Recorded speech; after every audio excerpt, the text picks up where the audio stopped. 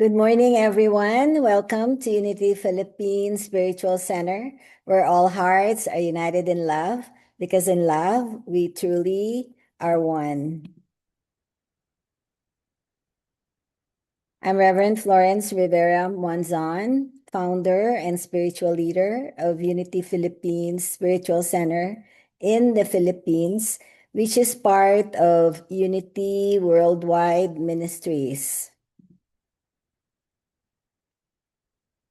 Unity was founded by Charles and Myrtle Fillmore, and Unity started as a silent Unity prayer service in 1889 because of the healing that happened to Myrtle Fillmore, who was sentenced to have only 6 months left to live, and yet she recovered and found the healing lessons for the body, and that's why they were able to establish the unity movement in Kansas City, Missouri, with her husband Charles Fillmore, who also recovered from polio. And this is the Unity Village in Kansas City. And this is a vision also of mine, that the unity will be established in every barangay in the Philippines to teach our oneness, our unity, and the harmonizing power of God within every one of us. Unity is universal oneness of man and all creations, and the only true oneness is the Spirit of God that lives, moves, and manifests its unseen presence in each of our physical bodies. So if we are all looking at each other right now, you can say and see that we are each the face of God, because we are spiritual beings filled with the Spirit of God that is within us every time, all the time. Unity, like I said, is an educational movement, and its teachings help us to awaken to our power within. We call the Christ power within us, so that we can realize our divinity, our true identity as a child of God. Ang Tagalog sa unity ay pagkakaisa natin sa pag-ibig ng Diyos. At sabi ko nga, ang tinuturo ng unity ay ang ating pagkakaisa, dahil lahat tayo, because we are spiritual beings, we are all one. And most faith, hindi yan ang emphasis ng kanilang teaching, but if we will learn and know na magkakaisa lang tayo, iba-iba lang ang itsura natin, iba-iba rin ang ating nationalities, iba-ibang culture natin, but in the spirit of God's love that unites us, we are all one. At ang unity ang nagtuturo ng kalusugan sa ating kaisipan at sa ating katawan. Nagbibigay ito ng liwanag para maintindihan natin na napakarami nating kakayanan, a lot of powers within, na mapapagyaman talaga natin ang ating buhay at mapapaunlad natin ang ating buhay pag naintindihan natin ang itinuturo ni Jesus 2,000 years ago, where he always says, "The Father and I are one." And it doesn't mean that only Jesus is the only one to be given this power, but it is in every one of us. Kaya sabi ni Jesus, whatever I can do, you can do. Dahil ang kapangyarihan ni Jesus ay nasa atin din. Yun nga lang, hindi tayo kasing receptive, hindi tayo kasing bukas ang ating kaisipan, katulad ng pagkabukas ng kaisipan ni Jesus towards God.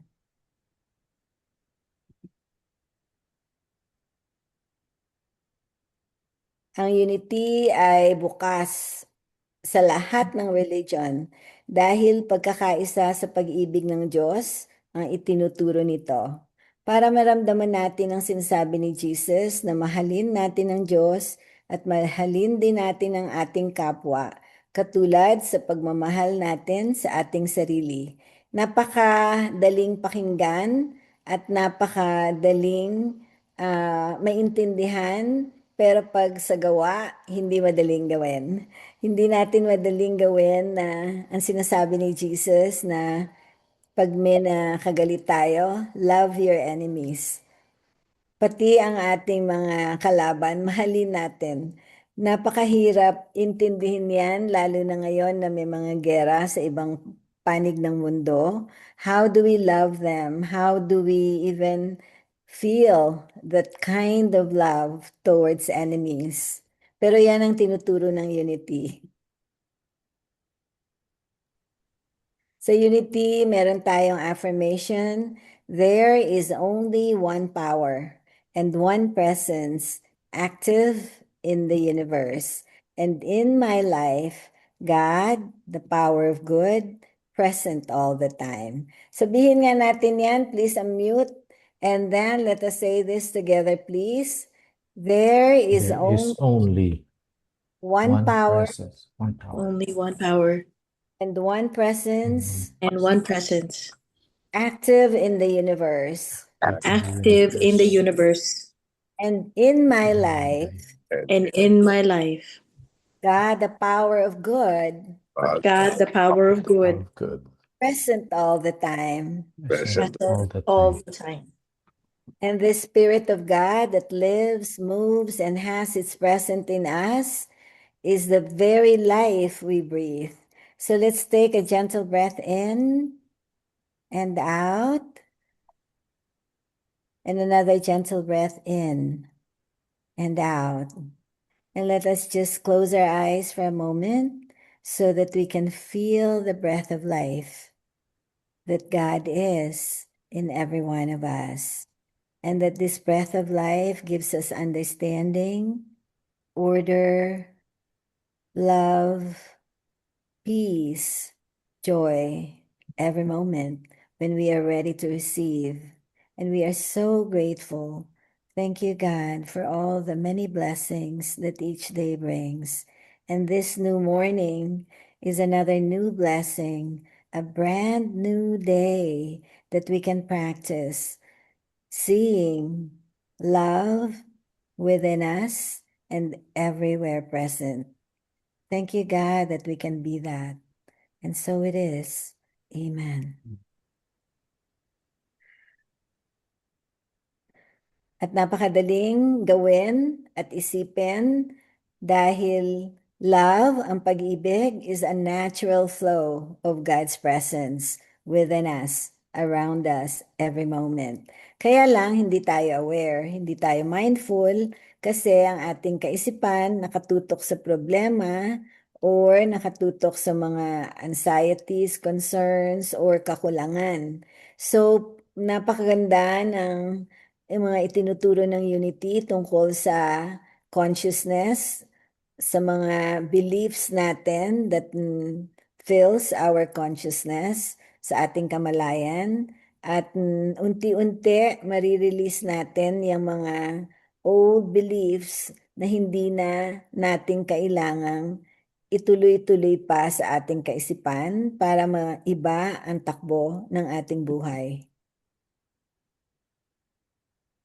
This is a song that really is a beautiful, beautiful way to help us see the love of God present all the time.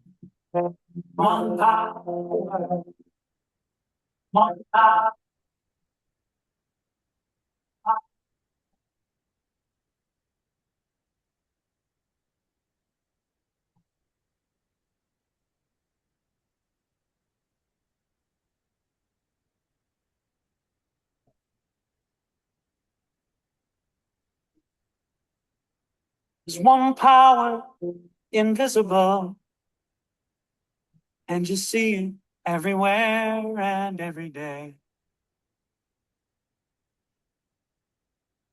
One power indescribable, and just speak of it with every word you say.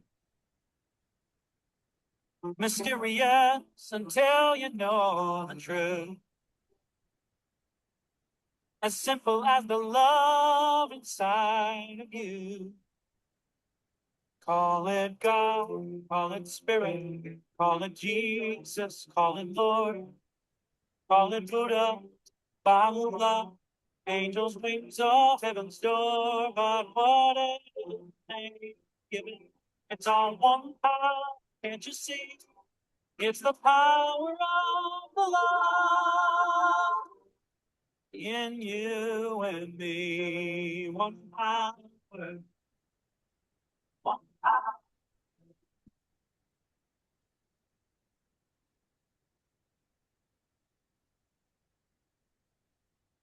We speak so many languages, different clothing, different colors, different names. The different is only dangerous.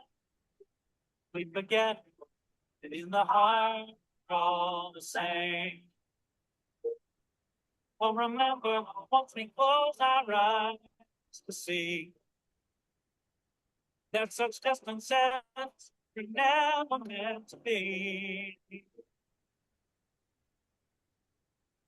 Call it God, call it Spirit, call it Jesus, call it Buddha, Baha'u'llah, Hashem, or heaven's door. It's Muhammad, it's your mind, it's your soul, it's your sun, it's the universe, it's music, Mother Earth, all Father Time, God, what the name you give it, it's all one.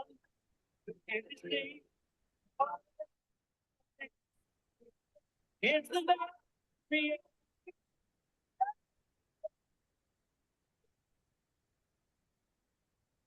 in you and me, one power. Oh, we are one.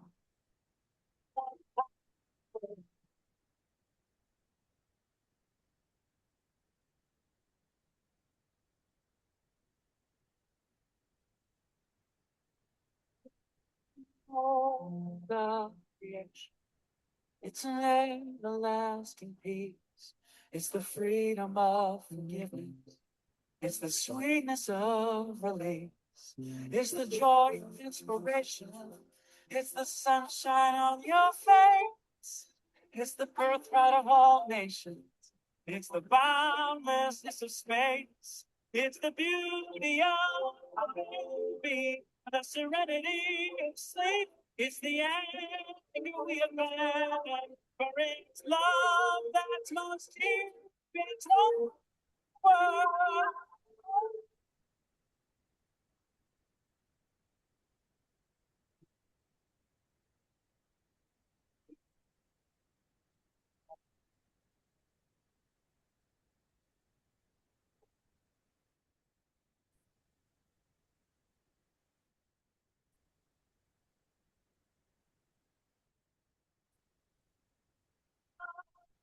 And there's forever in with you.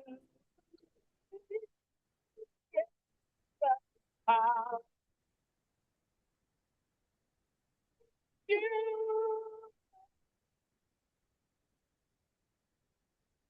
me.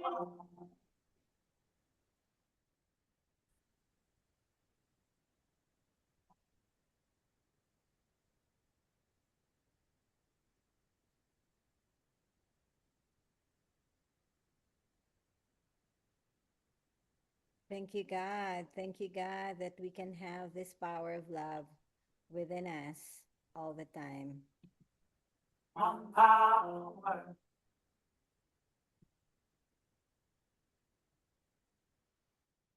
We are in the book study right now about spiritual economics, the principles and process of true prosperity.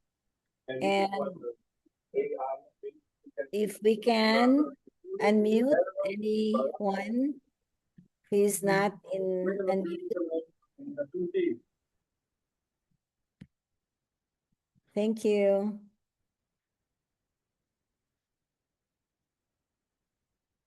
I see everybody's mute now, so thank you. We are in the book study of Eric Butterworth's book, Spiritual Economics. And it is a very timely book to study because of what's going on in the world, the economics that keeps changing. And a lot of us can say, hindi maganda ang ekonomiya ngayon sa buong mundo. Or we can say, ang daming changes na nangyayari for the good. And it's always on our own perspective, on the way we see things. And when we know that God is always good, katulad ng sinabi natin kanina, there is only one power and there's only one presence, and this presence and power is present in everything that's going on in the world. And if we can trust that process, that everything is working out for good, then hindi tayo mahihirapan to face the challenge, and we can always rise above the challenges, whatever they are, with gratitude and with faith. Ang chapter na pag-aaralan natin is the chapter 9, The Money Enigma. And you know, money is the most mysterious thing because it is the value that is in the money that we look to. But what does it really represent? What does money represent for us? Why do most people work so hard so that they can earn a lot of money when money are just papers which have numbers on it? And these are papers that we aspire so much to have a lot of. What is so mysterious that with money that a lot of people would even kill for it, even die for it, just to have a lot of this money that seems so valuable. And today our president, Yes. Anthony Peña, is going to be presenting this topic for us. So I'm going to Yes. stop sharing and have Tony Peña. Sige, ako naman ang mag-screen share. Thank you, Yeah, so Florence. stop my screen share, but let me just pin you for a minute so I can introduce you to everyone. This is Sige. our longtime current president, Tony Peña, who's been Thank you. very, very big support for Unity Philippines for the last, how many years now, Tony? I think may 15, 16, may mga 12 years na siguro. Oh my goodness, thank you 12 God. years na, No, I no? mean, Unity is 12 years, pero I think Unity Philippines is 12 yes, years. 12 Pero years. I've been active You've with been a Unity since president. 2004. Pero as Unity president, alam ko we started before pandemic eh. So 2019 yun, mga 6 years na. 6 years. So thank you Thank so you, much, sir. Tony, for everything that you've been doing Thank you for rin. Philippines. And I'm going to remove my pin so that Tony can do his sharing of his presentation for our today's topic, which is very, very timely dahil lahat tayo, yung money enigma na yan is still a question for so many. So go ahead, Tony. Sige. Let me just, teka lang ha. Let me just take out my screen share ko lang. Nakikita ba yung screen ko? Wala pa. Rep Florence, good morning. Hi, good morning, BJ. I was raising my hand because I noticed something. When you said chapter 8, it's security in a changing world. We're in chapter 9, Chapter 9, Ano chapter. lang yun? which is Oo. the Thank money you. enigma. Yeah, Yun lang. thank you. Thank you This so is chapter much. 9. Yes. Thank you. Thank you, Thank you. BJ. Mm. Good morning, everyone. It's good to be here again. Nakakatuwa na ako mag-share nito kasi ah ah, isa sa mga natutunan ko when I started with Unity is to have a good relationship with money. Kasi importante pala yun. Um, Di ba, we have relationships with people around us, people beside us. Di ba, masaya tayo sa mga relationship, or at least I hope masaya tayo sa mga relationship natin. Kasi kung hindi tayo masaya, why maintain such relationship? Di ba? Natutunan ko sa Unity na money is also an important aspect to have to have and keep a good relationship with. Kaya ang topic natin ngayon is Chapter 9, The Money Enigma. No? Now, itong topic natin ng The Money Enigma by Eric Butterworth, no, sa Spiritual Economics na libro niya, gustong ipa-understand sa atin ni Eric Butterworth ano ba talaga ang nature ng money. No? Nakikita ba yung camera ko? Bukod Yes. sa screen share ko. Yes, No? I can see. Ano hawak ko ngayon? Is that 1,000 dollars or peso? pesos. Peso. Peso. 1,000 pesos. Sige. 1,000 Siguro pesos. i-stop sharing ko muna sandali para ma-emphasize yung Yes. ano ko. Ayan. Ano tong hawak ko? 1,000. It's 1,000 pesos, diba? Oo. Mm-mm. Ngayon, yung 1,000 pesos na yan, ano hino-hold niyan? Sa unang tingin, ang tingin natin dito, it's paper na meron nakasulat 1000, which means 1,000, kung ano man yung 1,000 na yon.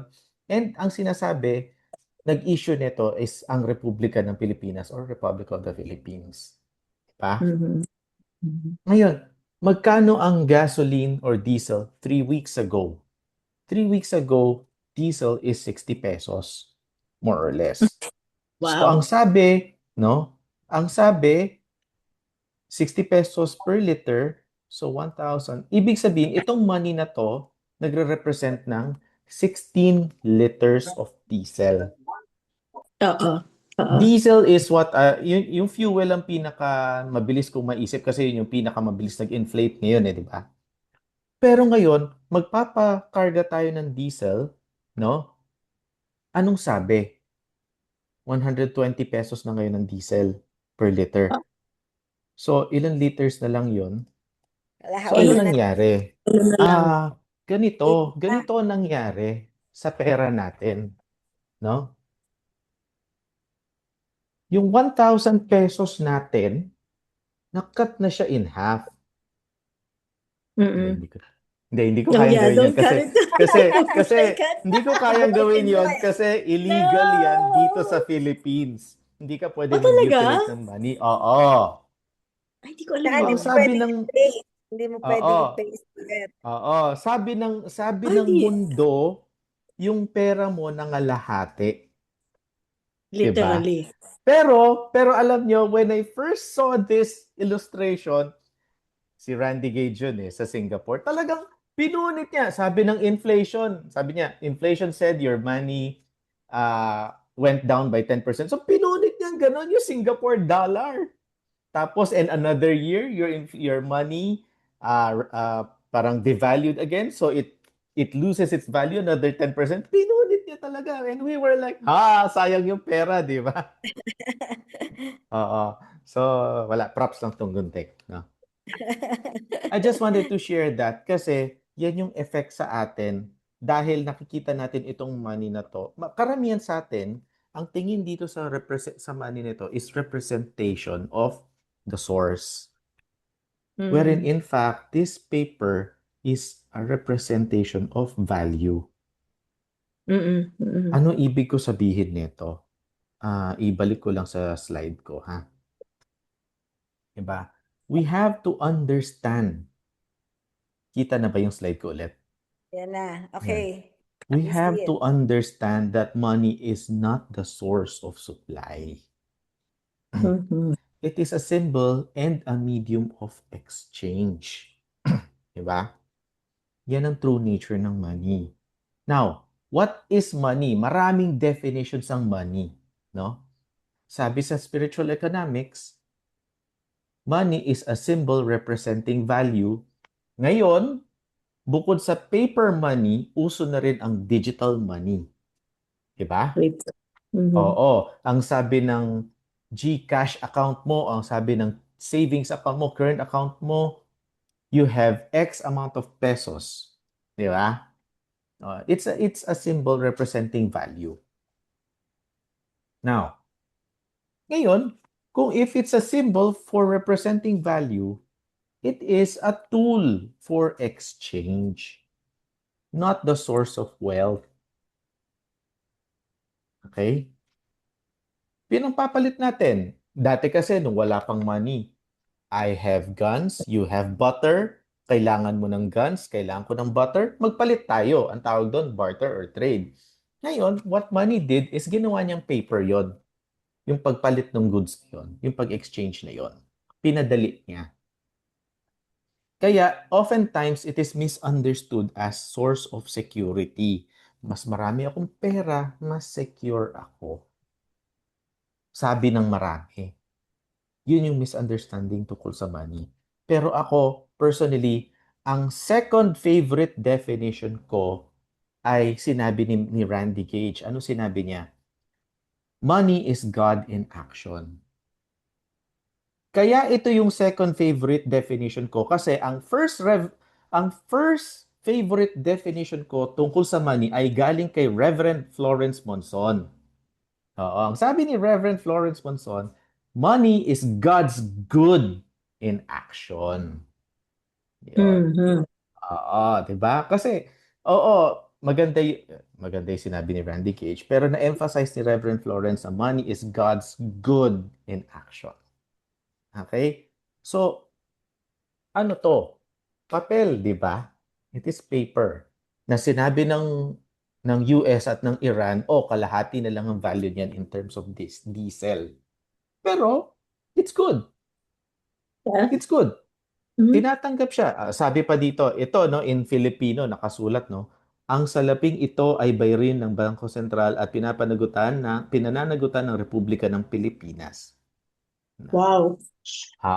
So, this Pinananagutan. pinananagutan. So, ibig sabihin, Right. this paper is a promise to pay. Oo. Oo. Diba? It's a promise to Mhm. pay. Diba sa yung US dollar, I'm not familiar. Alam ko may US dollar ako dito eh. Wala Ito. akong dito. This note is legal tender for all debts public and private. Ba? Diba? And ito pinaka nakakatuwa sa pera ng mundo. Diba? Sa Philippine peso, nakasulat, pinagpala ang bayan na ang Diyos ay ang Panginoon. Pinagpalaan. Oo. Diba? Sa US Pinagpala dollar, pinagpala. in Blessed is the society or ang the bayan society or the nation that God is the Lord that God or is, the Lord is God. Oo, that diba? Sa US Mhm. dollar, ano nakasulat? In Oh, God we in trust. God we trust. Mhm. Yes. It emphasizes that money, no, is not the source, no, misunderstood as the source of security, wherein money issued by our governments emphasizes that God is our source. Mhm. Sa US yan, sa Philippines, ganyan. I don't know with other banks. Pero tayo, no? Tayo, mga Christian countries, Christian people, or kung ano man ang religion natin, hindi pera ang Diyos, kundi money is God's good in action. Kasi si God ang source and money as God's good facilitates that. Yung pagiging good ni God. Okay ba yon? Okay. Ah, Okay. now, the money illusion, di ba? Yun nga, nasabi natin kanina, people believe money equals supply. Mas marami akong peso, mas marami akong pwedeng gastusin, ipalit, di ba? Ang problema doon sa belief na yun, this creates fear and dependency. Pag nakikita natin, ay kumukonti yung pera natin. Katulad ngayon, hindi man literal na kumukonti yung pera, pero kumukonti yung nakapalit ng pera. Di ba? Because of the diesel price increasing. Di ba? Naisip natin, ay kumukonti yung pera. Kapag dependent tayo sa ganung belief, no, it creates fear. And the true supply of money, the true supply is spiritual more than financial. Nag-enjoy ba tayo sa discussion natin? Yes, thank you for explaining it very Yes. well, Anthony. Thank you for enlightenment. Mm-mm.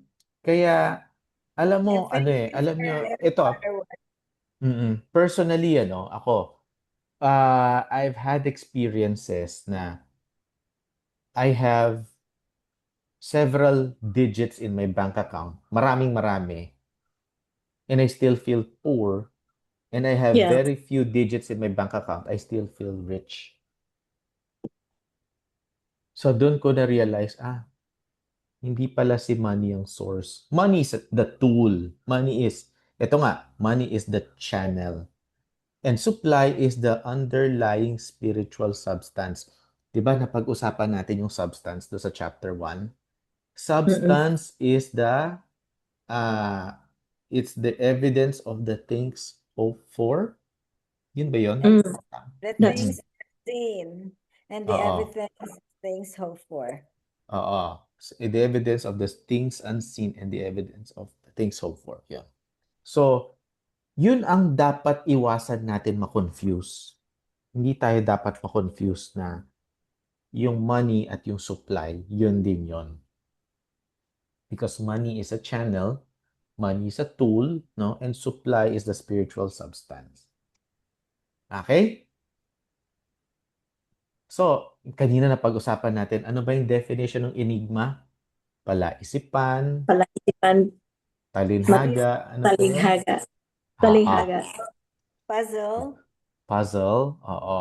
Now, underlying substance. Ngayon, unti-unti na bang nagka-clarify yung puzzle ng enigma ng money? Di Mhm. ba? Oo. Kailangan hindi tayo dependent doon. So, consciousness and money, no? Our money, no? Our manifestation of money, our current situation about money reflects inner beliefs about worth and supply. Kailangan natin tandaan yon kasi hindi ito ang value ng tao. Di ba? Mhm. Hindi ito ang value mo. Hindi ito ang value natin. Pero this is a representation of kung ano yung belief natin. So kung gusto pala natin magbago yung representation ng belief natin, baguhin natin yung belief natin. Di ba? Oo. Kasi fear leads to lack, trust leads to flow. If we fear, if we are afraid, no? Which is okay kung afraid tayo. Talagang ganun, tumataas ang diesel, sino bang hindi matatakot paano kung maubos ang pera, di ba? Mhm. Kakaisip ng ganun, nag-amplify pala yung lack. Di ba? Whereas, if we just trust na, it's a phase, di ba? Lilipas din yan. Kahit tumaas yung diesel, alam natin na secure yung ating well-being, yung ating supply, yung ating security, di ba? Because trust leads to the flow. And prosperity consciousness attracts the channels.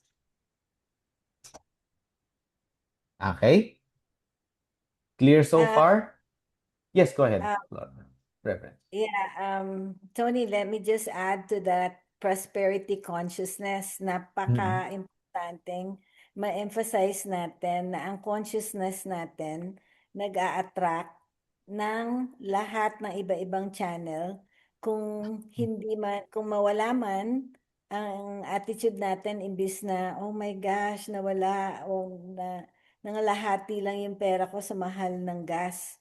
Mm-mm. Instead, we can say, wow, ang dami-daming channels na dumadating para kung Mm-mm. ano man yung kailangan natin, ang pangangailangan natin, na pupunuan lahat dahil sa dami ng Mm. mga channels. And what are Oo. channels? They can just be ideas na, Mm-mm. ay, pwede po kung katulad ng pandemic, lahat nakalock sa bahay. So ano nangyari? Isang katebang business ang nangyari na pwede mo pala Oo, di ba? pagkain, kung ano-anong ideas Nag-adapt. bukas, na pwede naman palang magtatawag lang sa telepono. Mm. Ayos na, pwede naman palang mag-Zoom, pwede na tayong mag-eskwela. So ang daming lumabas dun sa sa pandemic na puro hindi pwede, naging pwede. Naging It pwede. opens the Oo. way to possibilities and infinite possibilities because the source of supply gives us infinite supply. Source, ang ganda nun, ha? The source of supply gives us infinite supply. Yes, Di thank ba? you, God. Thank you, Reverend Florence, for that, ano? Oo, look at pandemic. And ako, I can hardly wait for the good that's about to come in this situation. Yung sinasabi ni Reverend Florence na, imagine mo, no, nung nag-pandemic, ang daming lumitaw na creativity ng mga tao. Hindi lang dito sa Philippines, di ba? Talagang nag-flourish, di ba? Yung mga talagang nag-practice yung creativity nila. Yun. Yung consciousness nila na enhance nila. So, na-attract nila yung channels. Okay?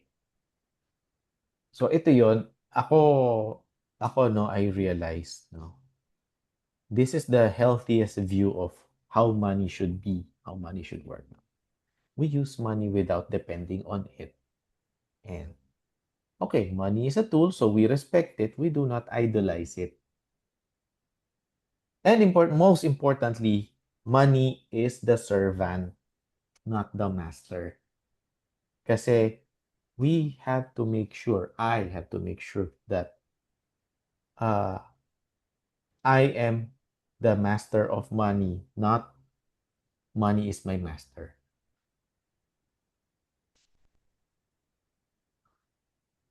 Kasi pag talagang merong isang libro hindi ko lang maalala kung sino author. Ang title when money is the drug. Kasi people tend to get addicted to money, 'di ba?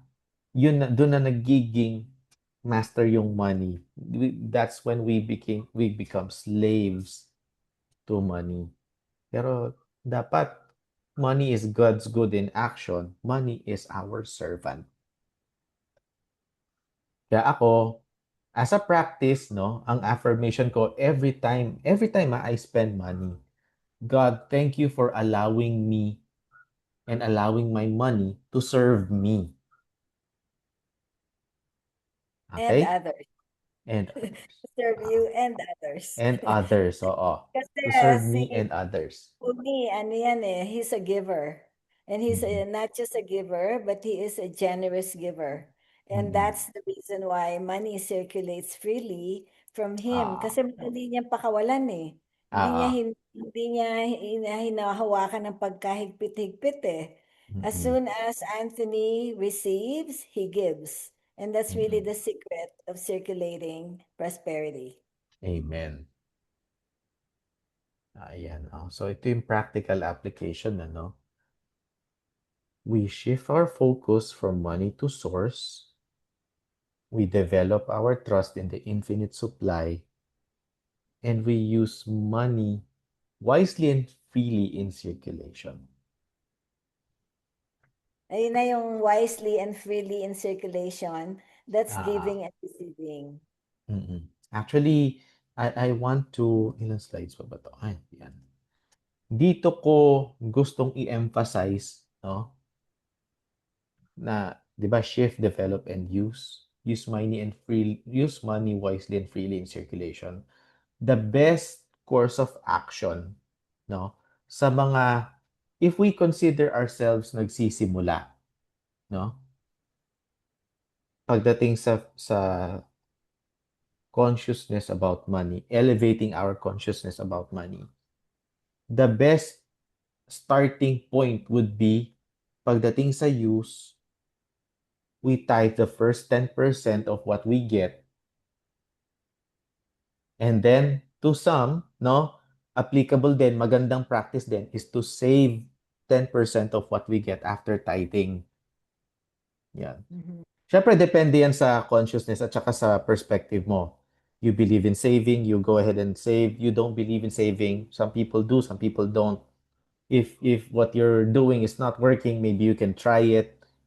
Ikaw magde-determine nun para sa'yo. Pero definitely, yung tithing, we seek first the kingdom of God and His righteousness, and all these things shall be added unto you.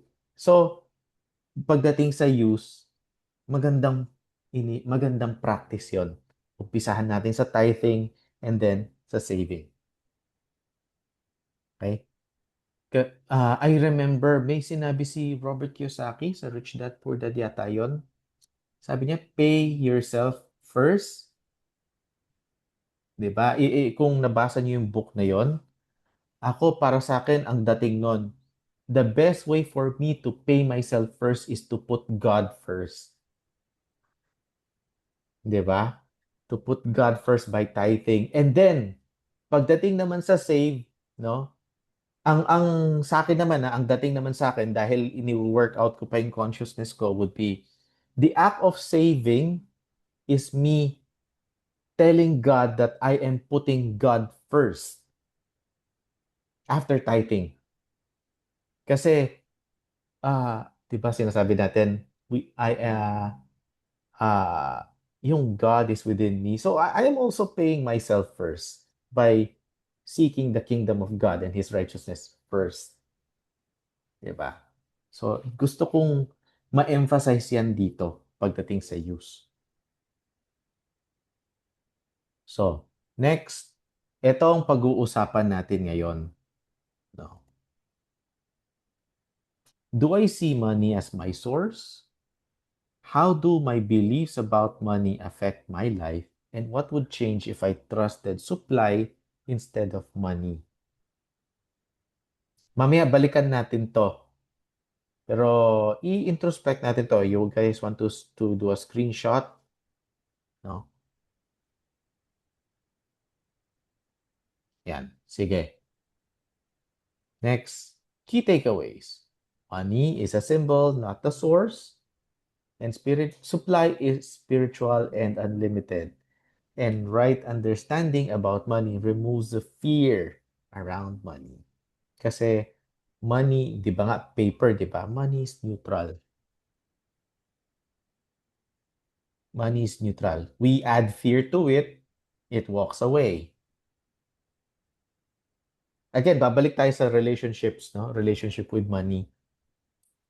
Kung may ka-relationship tayo, we put fear into the relationship.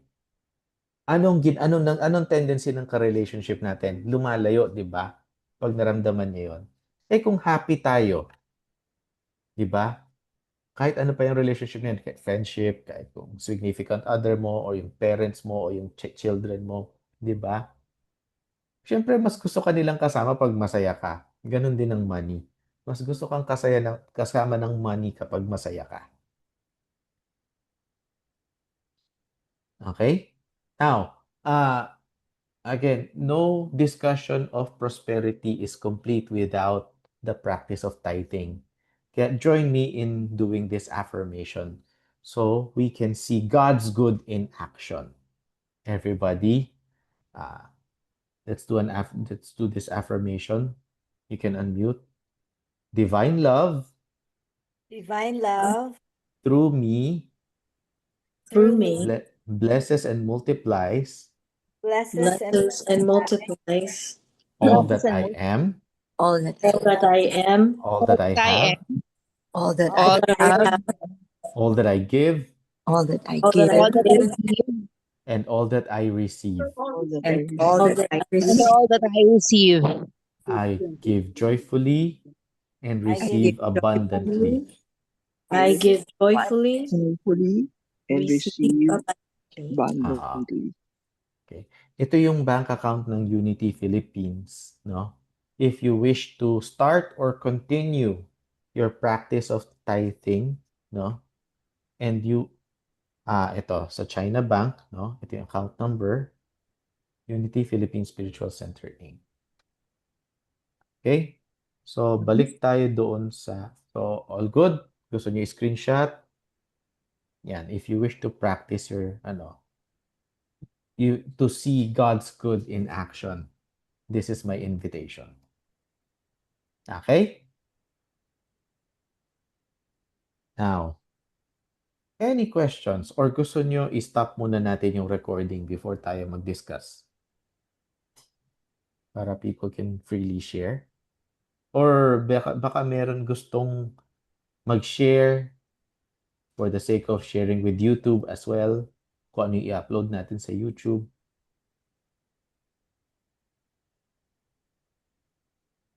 I would Shy like to type. put that one. Sige, go ahead, What- Reverend Florence. What would change if I trusted supply instead of money? Mhm.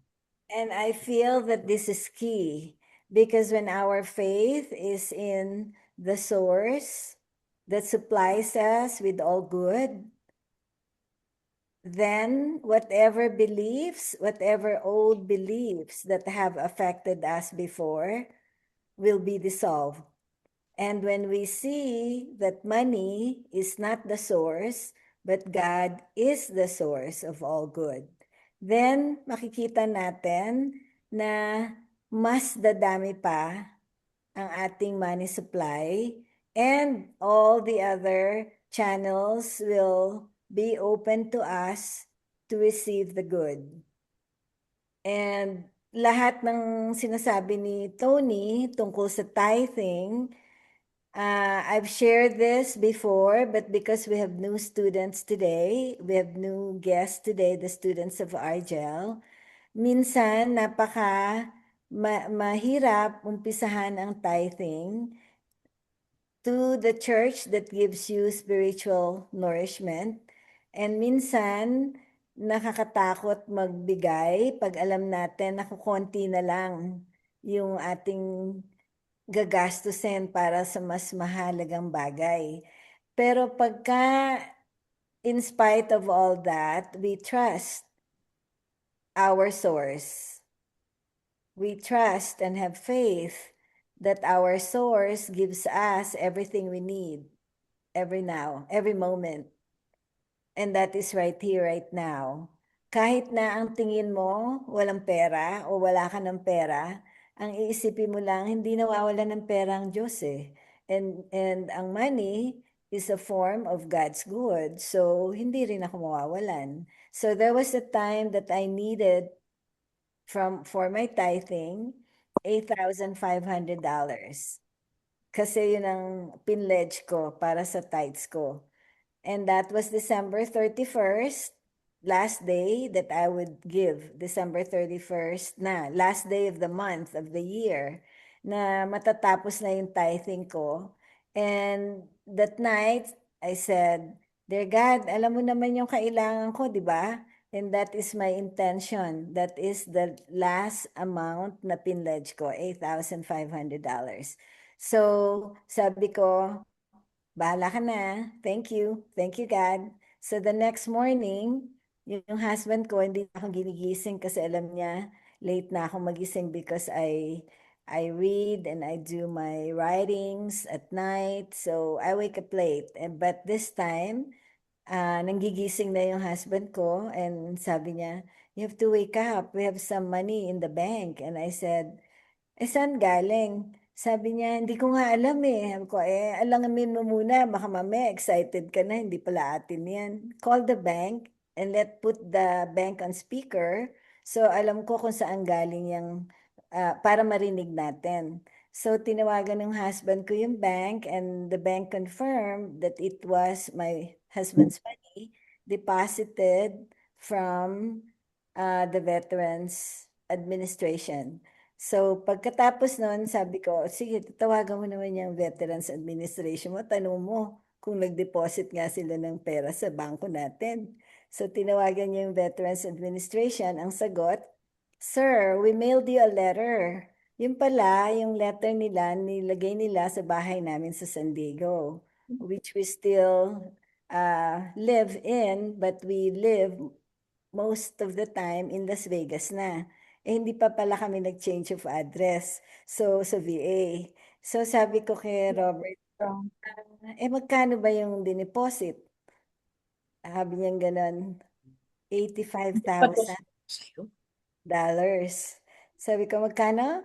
Sabi niya, $85,000. Sabi ko, thank you, God. Sige, mag-issue ka ng 8,500 sa Unity. Sabi niya, hindi ba, magsha-shopping tayo, bibili kita ng diamond ring. Sabi ko, hindi ko kailangan ng diamond ring. Mag-issue ka na lang ng 8,500 sa Unity. Sabi niya, bakit ang laking naman? Sabi ng husband ko, bakit ang laki naman ng i-issue? 10% nga yun eh. Binigay nga tayong 85,000 para makapag-tight lang ako ng 10%. Ano ka? Just imagine that. I always will remember that when I need, God gives the full amount. So I can take 10% out of that amount to give. Can you imagine that? What a beautiful experience that when you trust supply, when you trust the source, God doesn't just give you the 10% to give. God gives you 100% from which to give. Ang galing, ano? Thank you, God. Thank you, God. That's why, pag medyo ang feeling ko, ang my husband jokes, okay, show me the money. Sasabihin niya, like that movie, what movie is that? But show me the money. Sabihin ko, naku, baka matabunan ka. Don't say that. And ever since, whenever I am in need, I don't trust what the money is, but I trust where the source of the supply is. Thank you, God. Amen. Thank Thank you, you, God. God. Mhm. And I never forget. And that's my big testimony of how God will not take away, but always will give more than you need. Thank you, God. Thank you, God. Ang galing ng kwento ni Reverend Florence. Thank you, God. Sobra, no? Imagine, Mhm. binigay buong buo. 10 lang naman ang kailangan ko, 8.5 lang, Wow. binigay Wow. 85. At Nako. I forgot to mention where did that come from. It is a retroactive pay na nakalimutang ibigay kay Robert from 4 years ago. Wow. Galing. Can you believe that? A retroactive pay na hindi na ibigay 4 years ago. How Mhm. can you even fathom the mystery of that? Thank you, God. At the right time, in perfect timing, in divine order, God gives us the supply that we need. Thank you, God. Thank you, God. Thank you, God. Idagdag ko lang. Ang ganda Yes. ng kwento ni Reverend Florence, ano? Pero, and in addition to that, since we're talking about the money enigma, ang napansin ko dyan, ano? Kasi dun sa first few paragraphs nung chapter, nung book, ang sabi doon, what is may research daw eh. Diba? Sa University of Michigan, no? What do people worry about the most? It's money. What makes people the happiest? It's money. What makes people the unhappiest? It's also money. So imagine mo, no? Ano yung common denominator sa kanilang tatlo? Money. Money. Di ba? Money can make you worry, money can make you happy, money can make you unhappy. Piliin mo na lang maging happy. Di ba? Kung yun lang din pala. If it can make you worry, if it can make you happy, if it can make you unhappy, doon na lang tayo sa happy. And masasabi ko lang, if I am not happy being poor, I will not be happy being rich either. Pero mas magandang sabihin yun ng baliktad.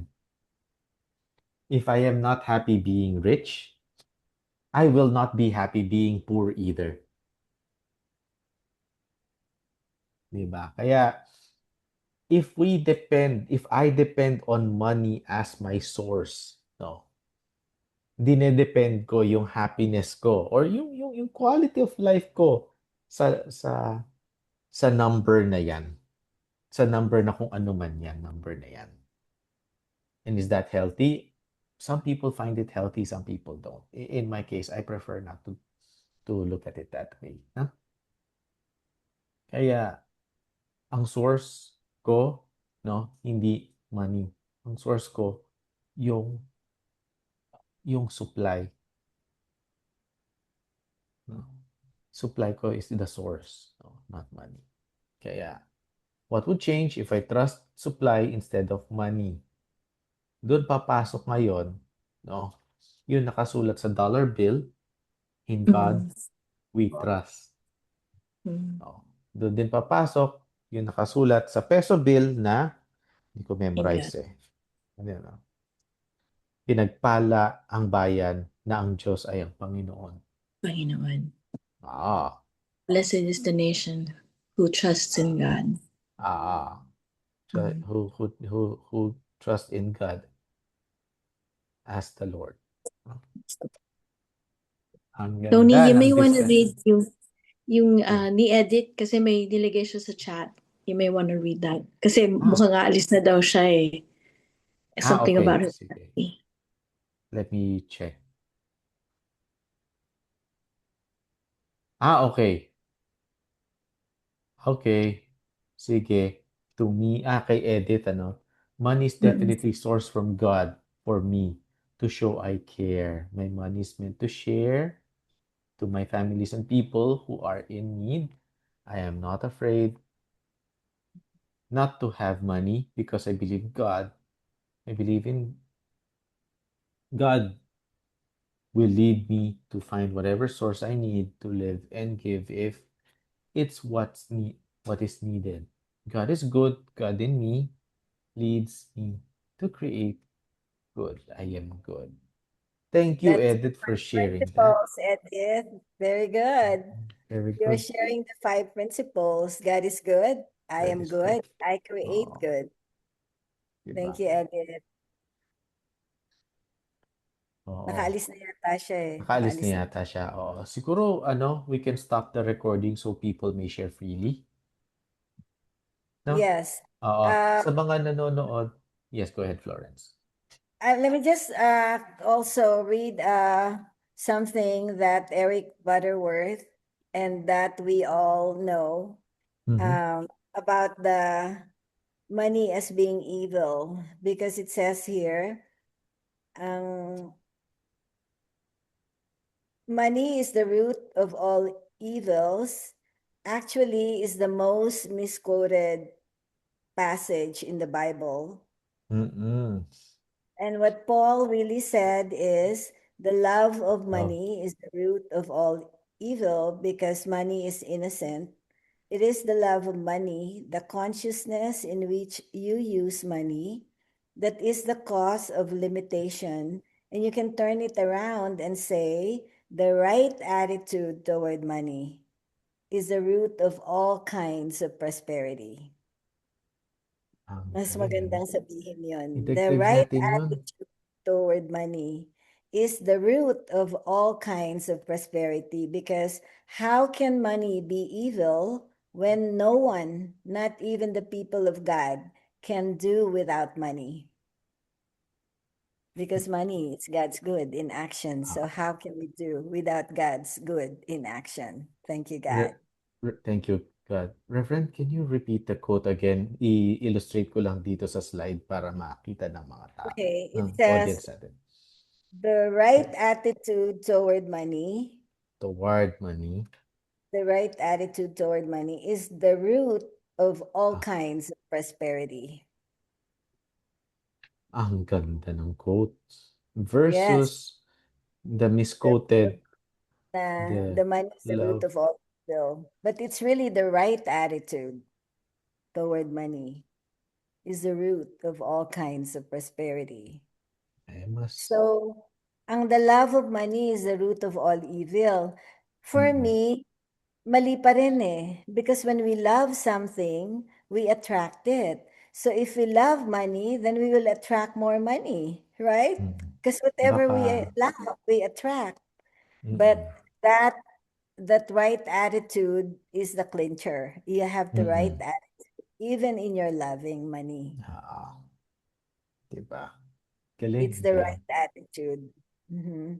Thank you. Thank you, Reverend Florence, for sharing that. Sa mga viewers natin dito sa recording sa YouTube, we invite you to join us every Sunday and participate 9 a.m. Philippine time every Sunday dito sa Zoom meetings natin. And we hope to see you dito sa mga meetings Yes, natin. yes. Thank you so much, our President Tony Thank you. Peña, for this wonderful discussion. And this is so relevant to today's time dahil ang tingin ng lahat, mahirap ang pera ngayon eh. But we can just maunawaan lang natin na the source is steady and giving every moment at hindi nawawala. Kasi kaisa natin eh. It's the source not only of supply, but it is the very source of life that flows in, through, and from us, as you, as me, as us. Thank you, God. Thank you, God. I'd like to do more discussions here. Siguro we need to stop the recording para hindi sila Yes. mahiya. Okay. So I'll be stopping the Thank you so recording now. much. Thank you. Thank you everyone, no? Thank you for participating in this discussion. Natutuwa ako sa audience ko, sa audience natin ngayon. I'm happy to see all of you, no? Stop the recording now. Paano ba tinitigil yung recording?